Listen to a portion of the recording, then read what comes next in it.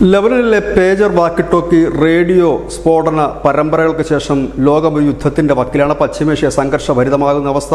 Hezbollah തിരിച്ചടിക്കുമെന്ന് പ്രതിജ്ഞയെടുത്തിരിക്കുന്നു. ഒപ്പം ഇറാന്റെ ഭാഗത്തുനിന്ന് ഒരു ആക്രമണം ഉണ്ടായേക്കാമോ എന്ന് സംശയിക്കുന്ന ഒരു സാഹചര്യം. ഈ സാഹചര്യത്തിൽ ഒരു യുദ്ധമുണ്ടാകുകയാണെങ്കിൽ ഹിസ്ബുള്ളയോ ഇറാനോ ഇസ്രയേലിനെ ആക്രമിക്കുകയാണെങ്കിൽ തങ്ങൾ ഇസ്രയേലിനൊപ്പം നിൽക്കും എന്ന് അമേരിക്കയുടെ US പ്രതിരോധ സെക്രട്ടറി ലോയിഡ് ജെ ഓസ്റ്റിൻ പ്രഖ്യാപിച്ചിരിക്കുന്നു. അദ്ദേഹം പറയുന്നത് ഇനി ഇത്തരത്തിൽ ആക്രമണം ഉണ്ടായാൽ, ശക്തമായ രീതിയിൽ ഇസ്രായേലിന് നേരെ ആക്രമണം ഉണ്ടായാൽ അമേരിക്ക മാറി നിൽക്കില്ല, പകരം ഇസ്രായേലിനൊപ്പം തന്നെ നിൽക്കും എന്ന് വ്യക്തമാക്കിയിരിക്കുന്നു. ഒപ്പം കഴിഞ്ഞ ദിവസം നടന്ന ഈ പേജർ ആക്രമണങ്ങളിൽ അമേരിക്കയ്ക്ക് പങ്കില്ല എന്നുകൂടി അമേരിക്ക വ്യക്തമാക്കിയിരിക്കുന്നു. അതായത് കഴിഞ്ഞ ദിവസങ്ങളെല്ലാം അമേരിക്ക യുദ്ധം അവസാനിപ്പിക്കുന്നതിനെക്കുറിച്ച് ആയിരുന്നു സംസാരിച്ചിരുന്നെങ്കിൽ ഇപ്പോൾ അങ്ങനെയല്ല.